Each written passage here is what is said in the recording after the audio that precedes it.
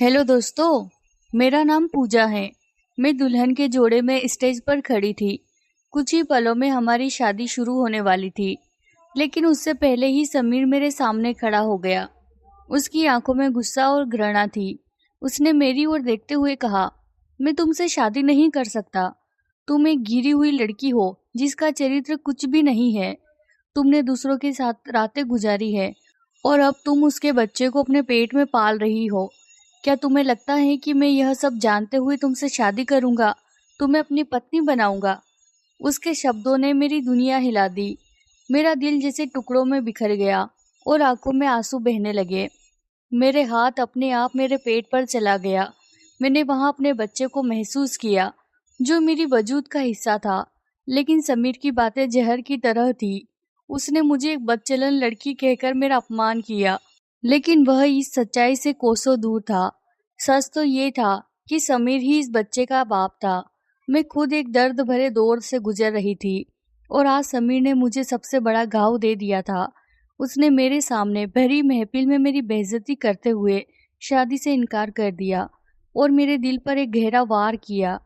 मैं अपनी जगह पर खड़ी नहीं रह पाई और गिर गई और बेहोश हो गई। जब मेरी आंखें खुली तो मैंने खुद को अस्पताल के बेड पर पाया। मेरे आसपास मेरे मम्मी पापा भाई बहन सब खड़े थे, लेकिन समीर वहां नहीं था। वो समीर जिसने मेरे साथ अपने जीवन के सपने देखे थे, आज यूं ही मुझे छोड़कर चला गया था। उसने मेरे पेट में पलते अपने ही बच्चे को अपना मानने से इनकार कर दिया था। उसे किसी और का गंदा खून कह दिया था। उसकी बातें मुझे अंदर तक चीर गई। मैं फूट फूट कर रो पड़ी। मेरे पिता के चेहरे पर गुस्से के भाव थे और मेरी माँ भी मुझे नाराज लग रही थी। मेरी बहन एक कोने में खामोश खड़ी थी और मैं खुद को टूटता हुआ महसूस कर रही थी। मुझे रोते देख मेरी माँ मेरे पास आई। उन्होंने मेरा हाथ पकड़कर सख्ती से दबाया और कहा, पूजा, अब चुप हो जाओ। अस्पताल में तमाशा मत बनाओ। वैसे भी तुमने हमारी इज्जत का तमाशा बना दिया है। लोग हमें ताने मार रहे हैं। तुमने हमें कहीं मुंह दिखाने लायक नहीं छोड़ा। मेरे पिता गुस्से से कमरे से बाहर चले गए और मैं टूटे दिल के साथ बोली, माँ, मेरा यकीन करो, ये बच्चा समीर का ही है। समीर मेरे करीब आया था और मैं चुप रही क्योंकि मैं सोचती थी कि शादी के बाद सब ठीक हो जाएगा, पर उसने आज सबके सामने मुझे बदनाम कर दिया। उसने इस बच्चे को अपनाने से इनकार कर दिया। माँ, मैं झूठ नहीं बोल रही। आवाज में दर्द और बेबसी थी, लेकिन मेरे पास कोई सबूत नहीं था, कोई गवाही नहीं थी। मैं अकेली खड़ी थी अपने सच के साथ और दुनिया मुझसे दूर होती जा रही थी। मेरी माँ किस आधार पर मेरा विश्वास करती, मुझे खुद नहीं पता था। हॉस्पिटल से छुट्टी करवाने के बाद वह मुझे घर ले आई थी। घर जो कभी शादी के जश्न से गूंज रहा था, अब किसी कब्रिस्तान सा खामोश पड़ा था। वहां मौत जैसा सन्नाटा पसरा हुआ था। मेरे पापा ने मुझसे बात करना पूरी तरह बंद कर दिया था और माँ भी मुझसे नाराज थी। हालांकि मेरी बहन प्रिया कभी कभी मुझसे थोड़ी बहुत बात कर लेती थी। वह मेरे साथ हमदर्दी जताती, मुझे समझने की कोशिश करती और कहती, पूजा, तुम उदास मत हो। समीर को अपनी गलती का एहसास होगा और वह जरूर वापस आएगा, माफ़ी भी मांगेगा। लेकिन तुम उसे माफ़ मत करना। उसने तुम्हारे साथ बहुत गलत किया है। उसे परेशान करना, नखरे दिखाना, उसके बाद ही उसे माफ़ करना। मैं बस चुपचाप उसकी बातें सुनती रहती। दिल में कहीं मुझे पता था कि समीर वापस नहीं आएगा। वह मेरा दिल तोड़कर हमेशा के लिए जा चुका था। प्रिया कमरे से जा चुकी थी और मैं बिस्तर पर अकेली लेटी थी। मेरे मन में अतीत की यादें उमड़ने लगी। मैं अपने माँ बाप की इकलौती औलाद थी। हकीकत ये थी कि प्रिया मेरी सगी बहन नहीं थी। वह मेरे पापा की पहली पत्नी की बेटी थी। मेरे पापा ने अपनी मर्जी से पहली शादी की थी और प्रिया उसी रिश्ते की निशानी थी। प्रिया की माँ उसे जन्म देते समय दुनिया छोड़ गई थी। उसके बाद मेरे दादा दादी ने मेरे पापा की दूसरी शादी मेरी माँ से करवाई थी। मेरी माँ ने प्रिया को दिल से अपनाया, उसे अपनी बेटी की तरह प्यार दिया। जब मैं उनकी जिंदगी में आई तो माँ का ध्यान थोड़ा मुझ पर आ गया, लेकिन उन्होंने कभी भी हम दोनों बहनों में फर्क नहीं किया। वह हमें एक जैसा प्यार देती थी। मगर जैसे जैसे हम बड़े होते गए, प्रिया के दिल में एक हीन भावना घर करने लगी। उसकी माँ की तस्वीरें मैंने देखी थी। गहरी सांवले रंग की थी और पापा का रंग खूब गोरा चिट्टा था। मगर प्रिया का रंग उसकी माँ पर गया था, जो सांवले रंग की थी। दूसरी तरफ अपने माँ बाप दोनों का ही रंग मैंने चुराया था। दूध जैसी सफ़ेद रंगत, गुलाबी होठ, बड़े बड़े सुनहरी आंखें, काले घने बाल। लोग जब भी हमें साथ देखते, प्रिया का रंग और भी दब जाता था। अक्सर लोग मेरी माँ से कहते, रेखा, तुम्हारी दोनों बेटियों में कितना अंतर है। बड़ी बेटी सांवली है, जबकि दूसरी बेटी तो दूध जैसी सफ़ेद है। माँ हंसकर जवाब देती, इसने तो मेरा रंग रूप चुरा लिया, लेकिन प्रिया अपनी माँ पर गई है। मगर इन बातों ने प्रिया को अंदर से आहत करना शुरू कर दिया। उसे बचपन से ही यह एहसास होने लगा कि वह सौतेली है। लोगों की बातों ने उसके मन में और भी कड़वाहट भर दी थी। धीरे धीरे उसने मेरे साथ कहीं आना जाना छोड़ दिया। मेरी माँ उसे लाख समझाती, प्रिया, लोगों की बातों का बुरा मत मानो। लेकिन अब प्रिया ने माँ को भी जवाब देना शुरू कर दिया था। वह कहती, अगर मेरी माँ जिंदा होती तो वह मेरे दर्द को समझती। आप तो बस अपनी बेटी को ही समझोगी, क्योंकि वह आपकी सगी बेटी है, मैं नहीं। मेरी माँ का दिल यह सुनकर टूट जाता, लेकिन फिर भी उन्होंने प्रिया से कभी कोई शिकायत नहीं की। उन्हें लगता था कि प्रिया के मन में दर्द है और वह इसे गुस्से के रूप में निकाल रही है। प्रिया मुझसे 2 साल बड़ी थी और इसी हिसाब से उसकी शादी पहले होनी चाहिए थी। मेरी माँ ने प्रिया के लिए रिश्ते देखना शुरू कर दिए थे, लेकिन जो भी रिश्ता आता वह मुझे पसंद कर लेता और प्रिया के लिए इनकार कर देता। रोज रोज के इनकार से प्रिया और भी ज्यादा चिड़चिड़ी और गुस्सैल हो गई थी। अब तो वह मुझसे बात भी नहीं करती थी, और अगर करती भी तो बहुत रुका सुका जवाब देती। माँ ने मुझे साफ कह दिया था कि जब भी प्रिया के लिए कोई रिश्ता आए, तुम सामने नहीं आओगी। मैंने भी उनकी इस बात को गांठ बांध लिया था। जब भी कोई प्रिया के रिश्ते के लिए आता, मैं सामने नहीं आती। फिर भी प्रिया के लिए कोई रिश्ता बन नहीं पा रहा था, क्योंकि आजकल के लड़कों की डिमांड्स आसमान छू रही थी। सबको गोरी चिट्टी खूबसूरत लड़की चाहिए थी। हर बार जब प्रिया का रिश्ता टूटता, उसका दिल और भी टूट जाता था। फिर एक दिन समीर का रिश्ता प्रिया के लिए आया। समीर एक बड़े बिजनेसमैन का बेटा था और अपने पिता के साथ मिलकर बिजनेस संभाल रहा था। मेरे पापा भी बिजनेस में थे और दोनों की मुलाकात बिजनेस के सिलसिले में ही हुई थी। पापा ने समीर के पिता राकेश अंकल से प्रिया के लिए बात की थी। राकेश अंकल ने कहा, मैं समीर से बात करूंगा, अगर वह राजी होगा तो हम आपसे मिलने आएंगे। लड़का लड़की एक दूसरे को देख लेंगे, अगर वह दोनों एक दूसरे को पसंद कर लेंगे तो शादी की तारीख भी तय कर लेंगे। जब पापा ने यह खबर घर में सुनाई तो माँ बहुत खुश हो गई। वह राकेश अंकल और समीर को जानती थी। उन्होंने भगवान से प्रार्थना की कि समीर और प्रिया का रिश्ता तय हो जाए। समीर बहुत अच्छा लड़का था और मेरे दिल से भी प्रिया के लिए दुआ निकली, क्योंकि अब प्रिया का दुख मुझसे देखा नहीं जा रहा था। समीर के नाम पर पहली बार प्रिया के चेहरे पर एक हल्का रंग लौट आया था। उसकी आंखों में एक उम्मीद की चमक दिखी और मुझे लगा कि शायद वह भी समीर को पसंद करने लगी थी। लेकिन शाम को जब समीर और राकेश अंकल नहीं आए तो उनके बजाय राकेश अंकल का फोन आया। कहने लगे, अरे दीपक, समीर तो पहले से ही आपकी बेटी को पसंद करता है। वह तो खुद मुझसे आपकी बेटी के लिए बात करने वाला था। जब मैं उससे बात की तो वह खुश हो गया और खुशी खुशी इस रिश्ते पर हाँ की मोहर लगा दी है। यह सुनकर तो हमारे घर में खुशी की लहर दौड़ गई थी। फोन पर ही पापा ने मंगनी का दिन तय कर लिया। मंगनी की तैयारियां जोर शोर से चलने लगी और मंगनी का दिन भी आ पहुंचा। स्टेज पर समीर बेटा प्रिया का इंतजार कर रहा था। अंगूठी पहनने की रस्म होने वाली थी। थोड़ी देर में समीर को लेकर स्टेज पर आई और उसे समीर के बराबर बिठा दिया। थोड़ी देर में प्रिया को लेकर स्टेज पर आई और उसे समीर के बराबर बिठा दिया। लेकिन समीर के चेहरे पर हैरानी के भाव उभरे थे। वह कभी मुझे तो कभी प्रिया को देख रहा था। अचानक वह अपनी जगह से उठकर खड़ा हो गया। मैंने मजाक में कहा, क्या हुआ जीजू, आप तो अभी से हमारी बहन के गुलाम हो गए हैं, उसके सम्मान में खड़े हो गए। लेकिन समीर के चेहरे पर कोई मुस्कान नहीं थी। उसकी आंखें फटी की फटी रह गई थी। वो धीरे धीरे स्टेज से उतरने लगा। फिर उसने अपने पापा के कान में कुछ कहा। मैं हैरान थी कि उसने अपने पापा के कान में क्या कहा, जिससे उसका चेहरा भी एकदम सफ़ेद हो गया। राकेश अंकल ने पापा के कान में कुछ कहा, जिससे पापा का चेहरा भी सफ़ेद पड़ गया। पापा ने मम्मी से कुछ कहा और मम्मी अपना सिर पकड़कर सोफे पर बैठ गई। मैं सबकी हालत देख रही थी, जबकि प्रिया की आंखें हैरत से खुली थी। आखिर बात इतनी जल्दी पलट कैसे गई? अभी तो सब लोग खुश थे। मैं मम्मी के करीब गई और पूछा, मम्मी क्या हुआ? अंगूठी पहनाने की रस्म कब होगी? मेरी माँ बोली, पूजा सब कुछ खत्म हो गया। वही हुआ जो 4 साल से हो रहा है।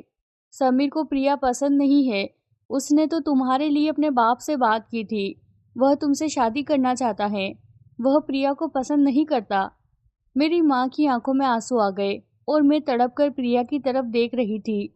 उसके चेहरे पर थोड़ी देर पहले खुशियाँ थी, लेकिन अब वह भी हैरान होकर सब कुछ देख रही थी। मम्मी की बातें सुनकर उसकी आंखों से आंसू बहने लगे और वह भागकर अपने कमरे में चली गई। खुद को बंद कर लिया। सारे मेहमान भी हैरान थे। मुझे समझ नहीं आ रहा था कि किस किस को जवाब दूं। फिर पापा का फैसला सुनकर मैं दंग रह गई। मैंने कहा, पापा ये कैसे हो सकता है? मैं मंगनी नहीं कर सकती। पापा ने कहा, क्यों नहीं कर सकती? मेरी इज्जत का तमाशा मत बनाओ। समीर तुम्हें पसंद करता है। उसने अपने बाप से तुम्हारे लिए ही बात की थी। छोटी सी गलतफहमी के चलते इतना कुछ हो गया है और अभी समीर की जिद है, वह तुमसे ही मंगनी करके जाएगा। मेरे बिजनेस रिलेशनशिप खराब हो जाएंगे। पूजा इस बात को स्वीकार कर लो और समीर से मंगनी कर लो। मम्मी ने भी हालत की नजाकत समझी और कहा, पूजा तुम्हारे पापा सही कह रहे हैं। बचपन की दोस्ती है इन लोगों की। एक ही झटके में सब कुछ खत्म हो जाएगा। समीर में कोई बुराई नहीं है। वह अच्छा लड़का है और सबसे बड़ी बात तुम्हें भी पसंद करता है। अभी वह अपनी गाड़ी में बैठा है। उसकी एक ही जिद है कि वह पूजा को पसंद करता है। उसी से मंगनी करेगा, उसी से शादी करेगा। तो हम इस रिश्ते को हाथ से क्यों जाने दे रहे हैं? प्रिया की बात तो बाद में देख लेंगे। मैं उसे मना लूंगी। उसे समझ में आ जाएगा। पहले भी कई रिश्ते उसे रिजेक्ट किए हैं। मेरे माँ बाप की बातें सुनकर मुझे लगा जैसे उन्होंने खुदगर्जी दिखाई है। उन्हें प्रिया का दुख दिखाई नहीं दे रहा था, बल्कि उन्हें ये चिंता थी कि इतना अच्छा रिश्ता हाथ से निकल ना जाए। अंततः मैं मजबूर हो गई और मेरी मंगनी समीर के साथ हो गई। कुछ देर पहले समीर के चेहरे पर गम के बादल छा गए थे, लेकिन अब उसकी आंखों में चमक लौट आई थी। उसने बहुत प्यार से मेरी उंगली में अंगूठी पहनाई। मैं कितनी देर तक अपनी उंगली में अंगूठी को देखती रही। मंगनी के बाद प्रिया एकदम खामोश हो गई थी। उसने कोई भी गिला शिकवा नहीं किया। मैंने और मम्मी ने भी सुकून की सांस ली कि चलो प्रिया ने इस बात को जल्दी स्वीकार कर लिया। मंगनी के तीसरे ही दिन मेरे फोन पर एक अनजान नंबर चमकने लगा। मैंने हेलो कहा तो सामने से गंभीर आवाज गूंजी, कैसी हो पूजा? मेरा दिल धड़क उठा। दिल ने फौरन शोर मचाया कि यह समीर ही था। मैंने पूछा, आप कौन? उसने कहा, मैं समीर हूँ। मंगनी से पहले समीर से मेरा कोई दिल नहीं लगा था, लेकिन पता नहीं मंगनी होते ही ऐसा कौन सा जादू हुआ था कि अब मेरा दिल भी समीर के नाम पर धड़क रहा था। रात समीर ने मुझे काफ़ी देर तक बातें की। वो मेरी पसंद नापसंद के बारे में पूछता रहा और मैं सोच रही थी कि क्या सच में मुझे समीर से प्यार हो गया है। उसने बताया कि किसी काम के सिलसिले में पापा के ऑफिस आया था। उसने बताया, पूजा उसी दिन मैंने तुम पर अपना दिल हार दिया था। मैंने सोच लिया था कि अगर शादी करूँगा तो सिर्फ तुमसे ही करूँगा। जब पापा ने तुम्हारे पिता से रिश्ता करने की बात कही तो तुम्हारा चेहरा मेरे जहन में आ गया और मैंने बिना देर किए हाँ कर दी। फिर उसने पूछा, तुम नाराज तो नहीं हो कि मैंने तुम्हारी बहन के लिए मना किया? समीर की इस बात में कोई गलती नहीं थी, फिर भला मैं उस पर कैसे नाराज हो सकती थी? मैंने मुस्कुराते हुए कहा, नहीं मैं नाराज नहीं हूँ। इसके बाद हमारी बातचीत का सिलसिला शुरू हो गया। मंगनी को अब 2 महीने हो चुके थे और शादी की तारीख बस 1 महीने बाद थी। इस दौरान समीर से बात करते करते मेरा दिल उसकी मोहब्बत में डूबने लगा था। मैं उसकी बातों में खोने लगी थी और उसके साथ जीवन के सपने सजाने लगी थी। एक दिन समीर ने कहा, पूजा मेरा तुमसे मिलने का बहुत दिल करता है, प्लीज एक बार मिल लो ना। मैंने उसे समझाते हुए कहा, समीर इतनी जल्दी क्यों? 1 महीने बाद तो हमारी शादी हो ही जाएगी, तब हम हमेशा के लिए साथ होंगे। वो ठंडी सांस भरते हुए बोला, पूजा 1 महीना बहुत लंबा होता है, तुम्हारे बिना इतने दिन कैसे रहूँगा? प्लीज एक मुलाकात कर लो, दिल को सुकून मिल जाएगा। अगर आंटी ना माने तो उनसे बात कर लेता हूँ। हम बाहर किसी होटल में मिलेंगे। लेकिन होटल में मिलना मुझे सही नहीं लग रहा था। मुझे भी अब समीर से मिलने की बेचैनी होने लगी थी। मैंने कहा, ठीक है, कल घर पर ही आ जाना। मम्मी पापा एक शादी में जा रहे हैं, बाहर मिलना वैसे भी सही नहीं लगता। समीर खुशी खुशी मान गया। मैंने प्रिया को भी इस बारे में बताया था। उसका व्यवहार अब सामान्य हो गया था और वह मेरे और समीर की बातों को सुनकर मुस्कुरा देती थी। जब मैंने उसे बताया कि समीर कल मिलने आ रहा है, तो उसने कहा, तुमने अच्छा किया कि उसे घर पर ही बुला लिया, बाहर मिलना सही नहीं है। अगले दिन रात को मैं समीर का बेसब्री से इंतजार करने लगी। उसने रात 8 बजे आने का वादा किया था। मैं बहुत ही प्यार से तैयार हुई थी। मंगनी के बाद यह हमारी पहली मुलाकात थी और मेरे चेहरे पर खुशी की लहरें दौड़ रही थी। लेकिन उस दिन प्रिया कुछ अलग ही लग रही थी। वह बार बार फोन पर किसी से बात कर रही थी और मुझे देखकर फोन जल्दी से काट देती थी। पर समीर से मिलने की खुशी में मैंने इस बात को नज़रअंदाज कर दिया। ठीक रात 8 बजे दरवाजे पर दस्तक हुई।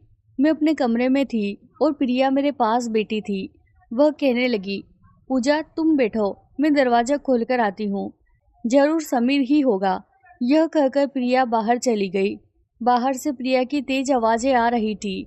समीर, तुम्हें पता है पूजा कब से तुम्हारा इंतजार कर रही है। हाँ भाई, इंतजार कराओ, यही तो प्यार का हिस्सा है। समीर ही था। मेरा दिल जोर से धड़कने लगा। मैं डायरेक्ट समीर से सामना नहीं करना चाहती थी, इसीलिए खिड़की के पास जाकर खड़ी हो गई। कुछ ही देर में दरवाज़ा खुलने की आवाज़ आई और फिर किसी के भारी कदमों की आहट सुनाई दी। मेरा दिल और जोर से धड़कने लगा। समीर मेरे पीछे आकर खड़ा हो चुका था और तभी पूरा कमरा अचानक अंधेरे में डूब गया। मैं घबरा गई। मैं एकदम घबराकर पलटी थी और पलटते ही समीर के सीने से जा टकराई। समीर ने जल्दी से मुझे अपनी बाहों में भर लिया और मेरे कान में सरगोशी की। क्या पूजा, मेरे आते ही तुम्हारे घर की लाइट भी चली गई? हालात हमें एक दूसरे के करीब करना चाहती है। पूजा, उसकी आवाज़ गंभीर थी लेकिन मेरे दिल को छू रही थी। मैं घबराई हुई थी लेकिन खुद को संभालते हुए कहा, समीर तुम बैठो, मैं देखती हूँ कि लाइट क्यों गई है। प्रिया को बोल देती हूँ कि कैंडल जला दे। मैं जाने लगी लेकिन समीर ने मेरा हाथ पकड़कर मुझे करीब खींच लिया और कहने लगा, क्या ज़रूरत है रोशनी की, हम अंधेरे में भी तो एक दूसरे को महसूस कर सकते हैं। उसकी बातों में आज कुछ अलग सा था।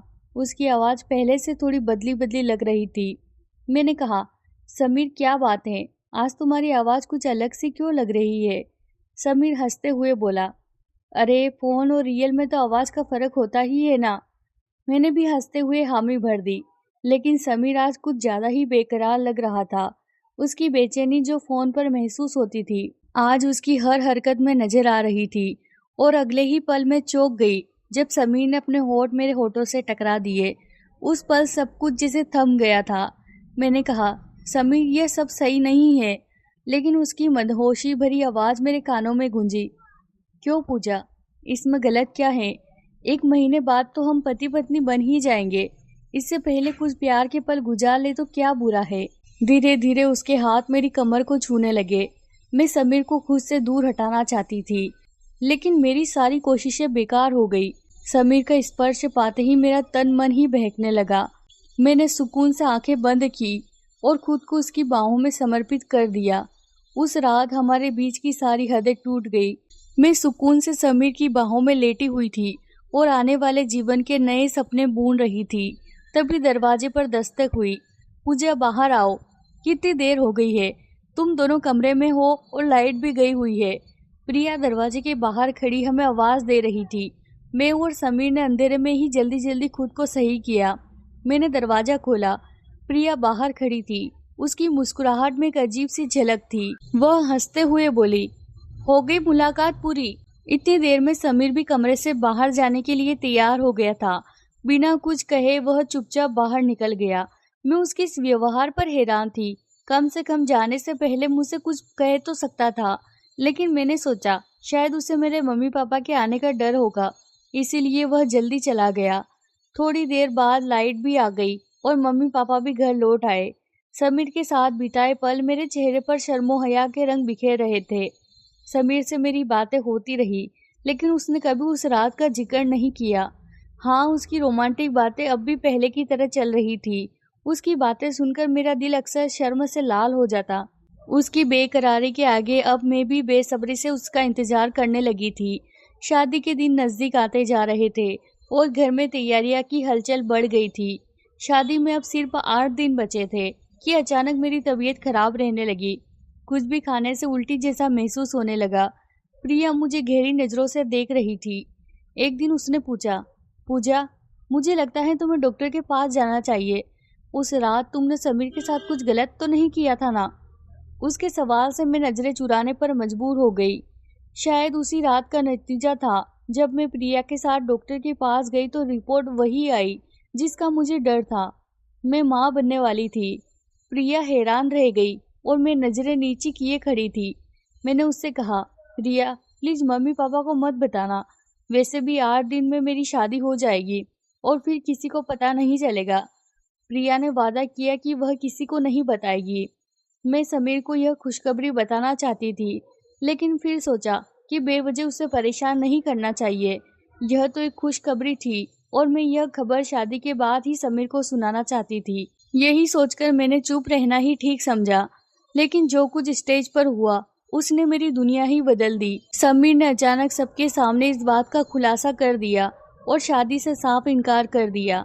समीर ने मेरे बारे में जिस तरह से बातें की, उसने मेरा दिल छल्ली कर दिया।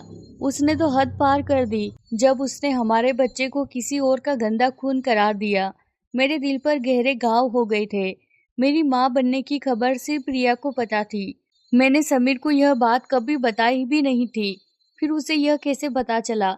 मेरी आंखों से आंसू बहते रहे और मैं पूरी रात रोती रही। मेरे मम्मी पापा भी इस घटना से बेहद नाराज थे। समीर ने मुझे सबके सामने बेइज्जत कर दिया था। वो ऐसा कैसे कर सकता था? उसने मेरे जज्बातों को रोन डाला।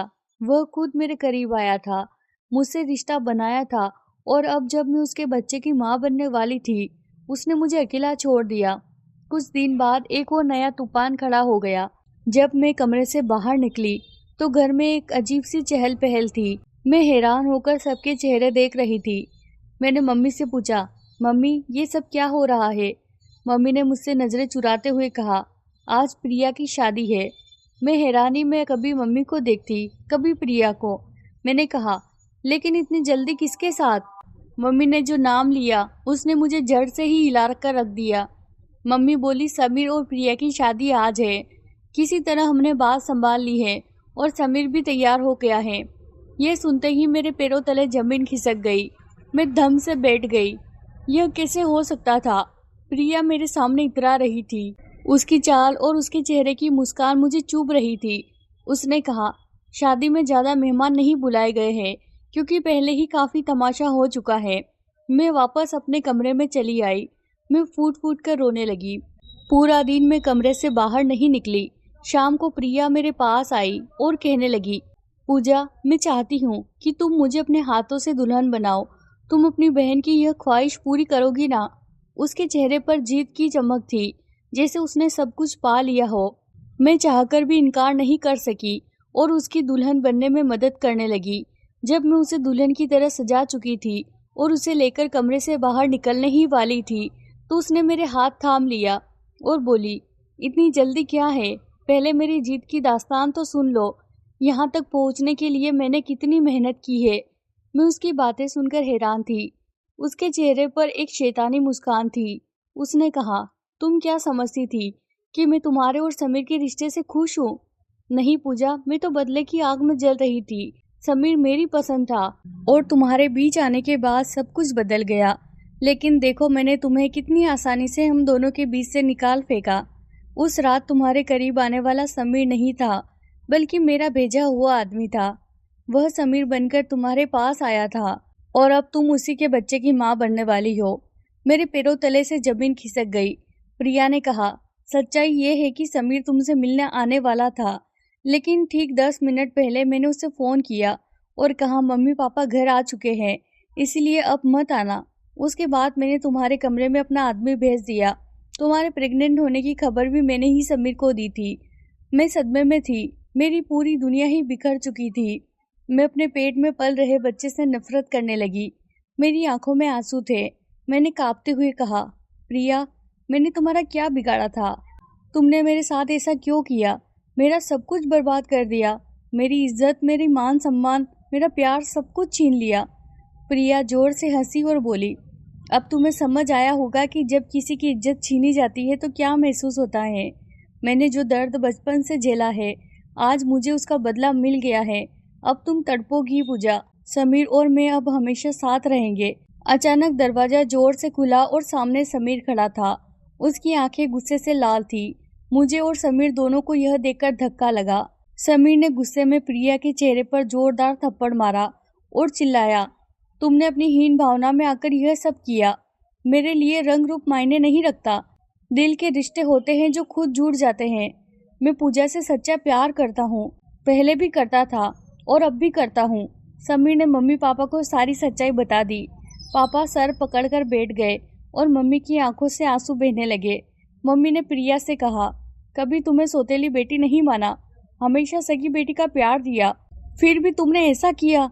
अब हम तुम्हारे लिए मर गए हैं। उस दिन सादगी से मेरी और समीर की शादी हो गई, लेकिन शादी से पहले मैं समीर को बोला कि समीर, मुझे अपनाने से पहले अच्छी तरह सोच विचार कर लो, मैं किसी और के बच्चे की माँ बनने वाली हूँ। समीर ने मुझसे माफ़ी मांगी और कहा, जो कुछ हुआ उसे बुरे सपने की तरह भूल जाओ, इसमें तुम्हारी कोई गलती नहीं थी और ना ही तुम्हारे पेट में पल रहे बच्चे की। मैं तुम्हें अभी अपनाने को तैयार हूँ। मैं इस बच्चे को अपनाने के लिए तैयार हूँ, उसे अपना नाम देने के लिए भी तैयार हूँ। मेरी आंखों में खुशी के मारे आंसू छलक पड़े। उसी दिन मेरी और समीर की शादी हो गई। शादी के बाद समीर ने मेरी जिंदगी में खुशियों के नए रंग भर दिए। उसने मुझे इतनी मोहब्बत, इतना प्यार और सम्मान दिया कि मैं सब कुछ भूल गई।